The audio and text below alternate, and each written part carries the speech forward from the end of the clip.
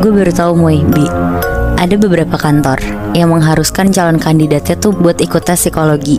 Bahkan ada banyak tes lainnya juga kan. Iya. Contohnya ada di cerita gue kali ini.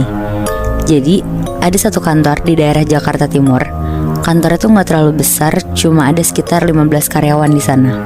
Kantornya tuh bergerak di bidang percetakan. Ada satu karyawan baru nih, laki-laki, namanya kita sebut aja Husen. Husen ini tuh udah nganggur sekitar 5 tahun dan dia akhirnya keterima kerja di kantor barunya ini. Karena lagi butuh cepat, jadi proses penerimaannya tuh juga cepet banget. Dan Husen langsung masuk 2 hari kemudian setelah di interview. Kurang lebih 2 minggu dia di kantor baru itu, Husen tuh ngerasa kalau dia tuh kayak dianaktirikan sama kantor barunya ini. Dianaktirikannya kayak apa? Jadi dia tuh satu divisi sama temennya namanya Andre. Nah Andre ini tuh selalu dipuji-puji sama bosnya mereka. Padahal menurut Husen, Andre tuh kerjanya juga gak bagus-bagus amat. Malah lebih bagusan si Husen ini. Di situ tuh Husen rada sebel karena gak pernah diapresiasi sama si bosnya ini. Kayak apa-apa Andre gitu-gitu terus lah dia ngerasanya. Nah mungkin karena baru 2 minggu, jadi dia emang belum terlalu dilihat juga kan sama bosnya, bisa jadi. Iya. Sampai akhirnya singkat cerita, Husen di kantor itu tuh udah setahunan. Dan kalian tahu nggak, Bi, perlakuan bosnya Husen tuh makin parah. Andre dinaikin jabatannya, sedangkan Husen tuh dibilang kerjanya nggak pernah bener, ngaret dan lain-lain. Di situ Husen tuh makin benci sama bosnya. Tapi ya balik lagi, karena dia butuh duit buat hidup, jadinya dia tetap nyoba tuh untuk bertahan di kantor itu. Nah, tapi si Husen tuh malah jadi mikir gimana caranya untuk bikin Andre itu jadi celaka karena dia masih mau kerja di situ.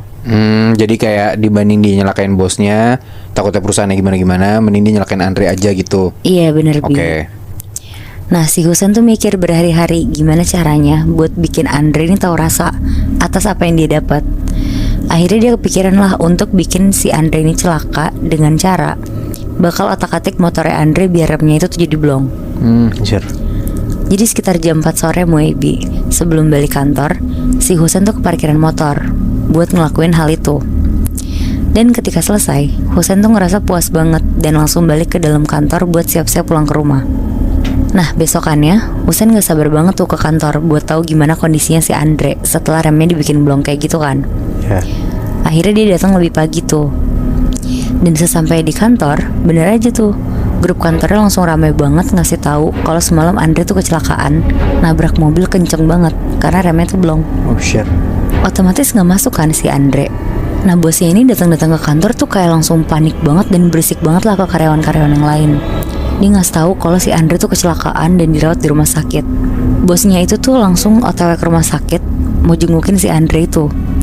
Di situ Husen tuh ngeliatnya kesel banget karena ngerasa bosnya tuh makin perhatian sama si Andre.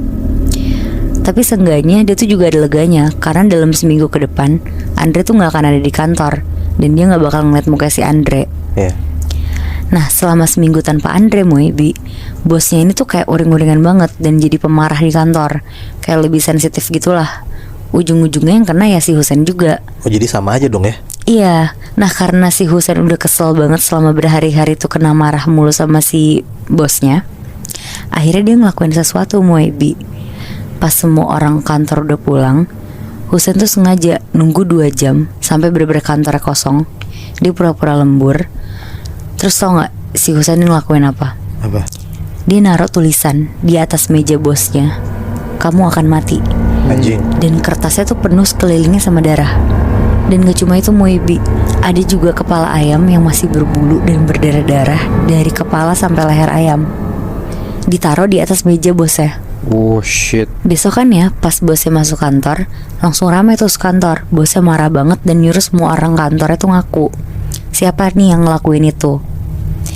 Tapi ya bener-bener gak ada yang ngaku sama sekali. Dan berujung bosnya tuh langsung pulang dari kantor di pagi itu juga. Singkat cerita Bi, seminggu berlalu Andre tuh udah sembuh dan langsung masuk kantor lagi. Di situ Husen tuh kesel banget karena mood bosnya tuh kayak langsung berubah jadi baik banget dan jadi seneng banget kelihatannya. Dia langsung bener-bener ngajak Andre ngobrol terus-terusan gak berhenti, sampai nyuruh si Andre tuh masuk ruangan bosnya. Karena mungkin sesenang itu kali ya si bosnya sama kedatangan Andre lagi di kantor. Terus di situ Husen kesel banget tuh ngeliatnya. Dia bener-bener ngerasa kalau emang dia tuh kayak udah gak diinginkan di kantor itu lagi karena adanya si Andre ini.